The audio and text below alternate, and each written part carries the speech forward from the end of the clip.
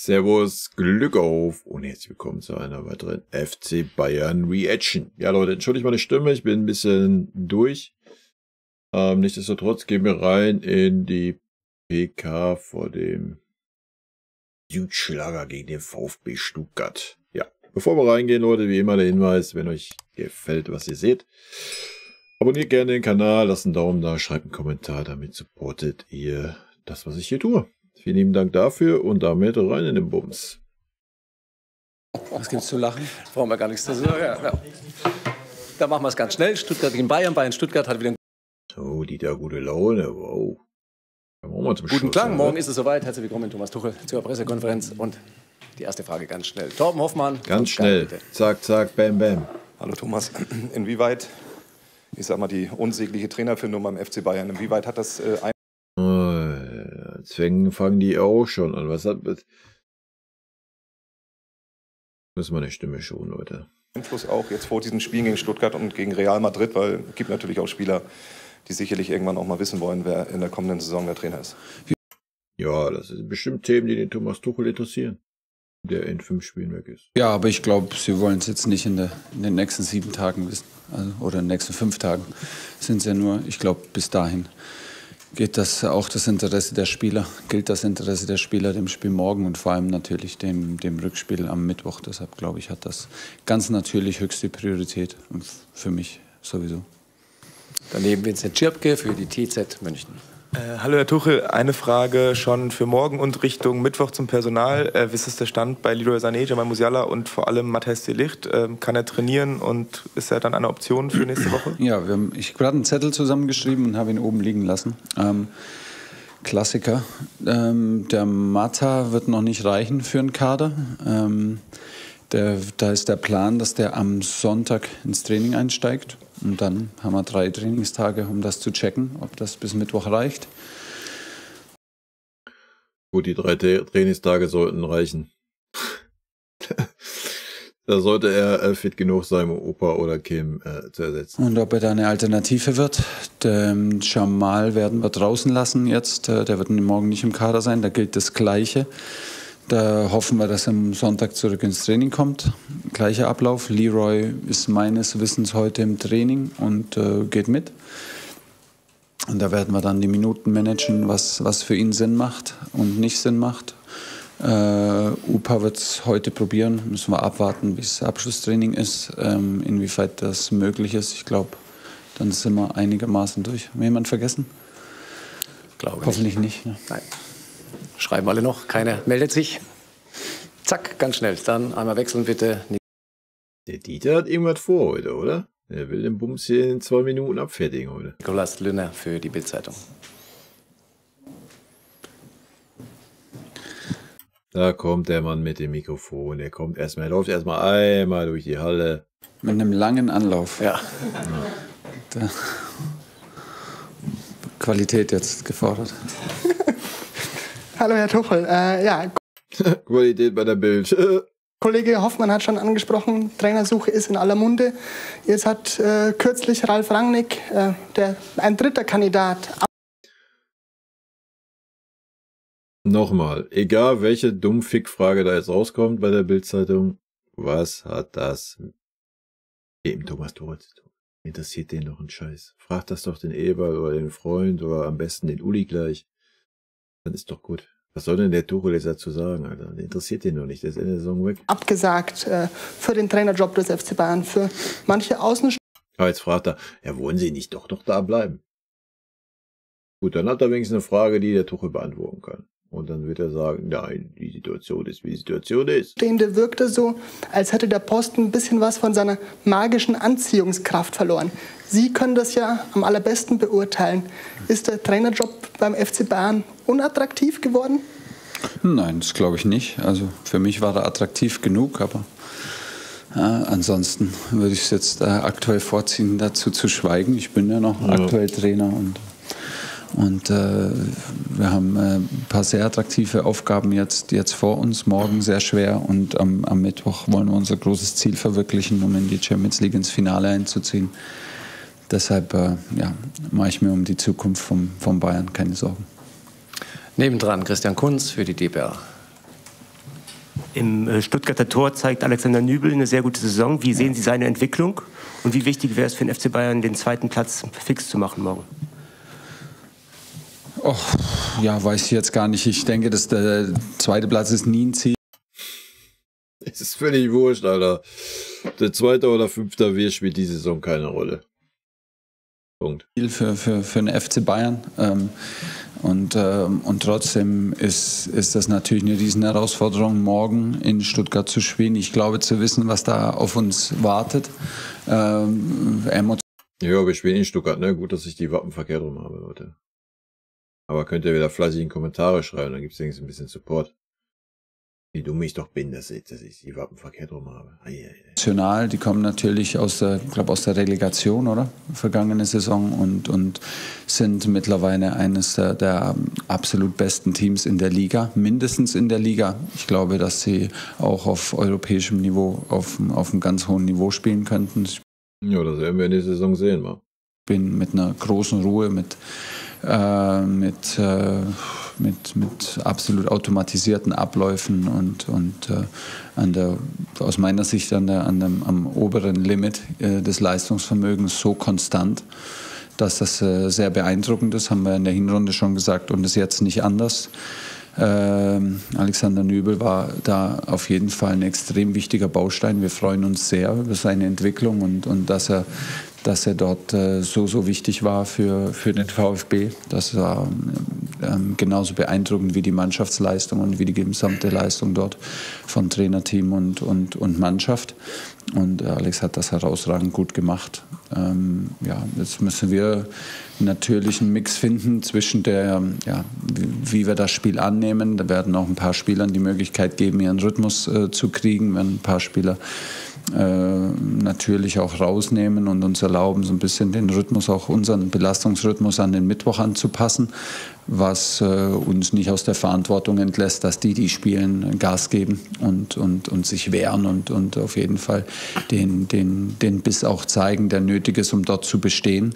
Das ist natürlich, also ich denke, das ist für den VfB ein sehr, sehr besonderes Spiel, wenn man denkt, wo er herkommt und in der Rivalität zwischen VfB und Bayern München, die es natürlich gibt, erwartet uns dort ein sehr emotionales Match, weil das Stadion sehr emotional ist und wir haben einen Gegner, der sich natürlich komplett darauf vorbereiten kann, dort alles reinwerfen kann. Das wird auf jeden Fall eine große Herausforderung.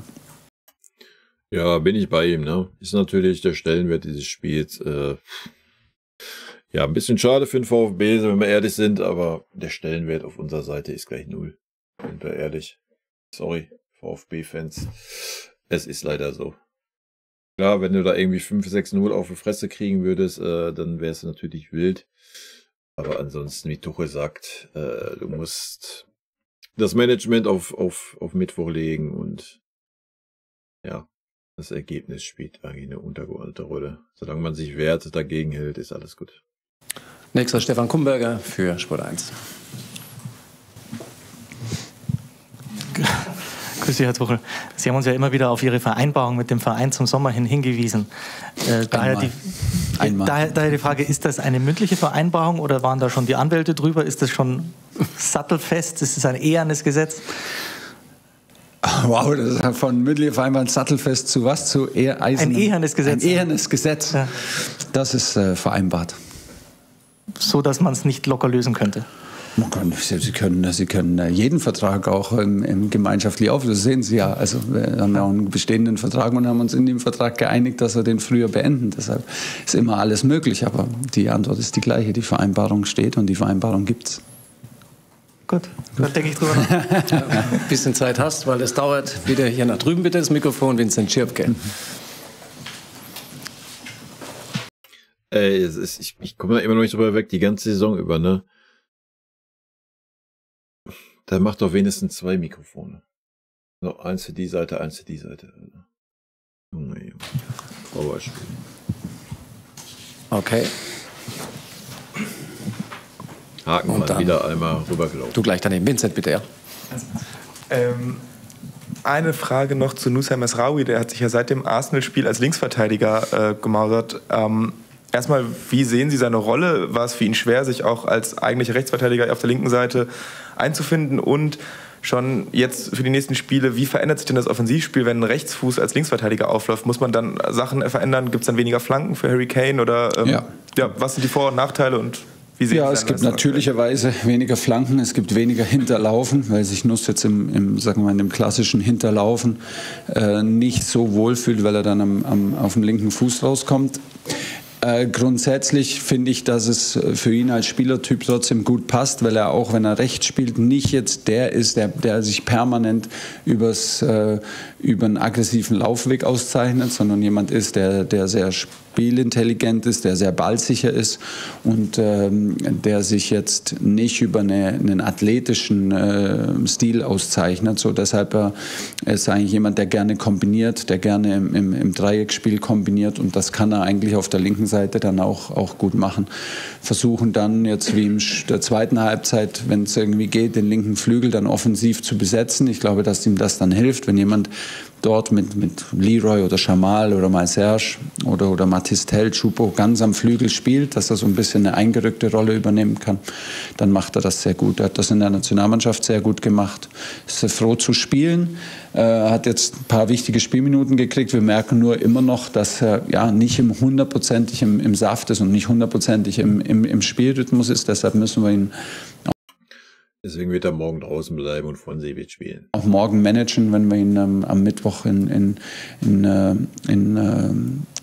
voll zur Verfügung haben wollen. Das werden wir auch tun. Aber er hat es jetzt sehr gut gemacht. Es zeigt wenig Nerven, auch bei großen Spielen. Es ist sehr ruhig, ist cool, hat ein großes Selbstvertrauen in seine Fähigkeiten.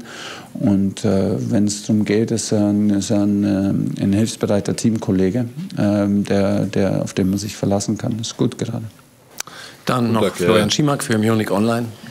Grüß Gott, Herr Dorrel. Es gab jetzt in der letzten Zeit immer die Diskussion von Spiele entwickeln beim FC Bayern. Da gab es ja ein paar Nebengeräusche. Was haben Sie denn mit Leroy Sané gemacht, dass er in so wichtigen Spielen wie jetzt Champions League Halbfinale auf einmal ein entscheidender Faktor sein kann?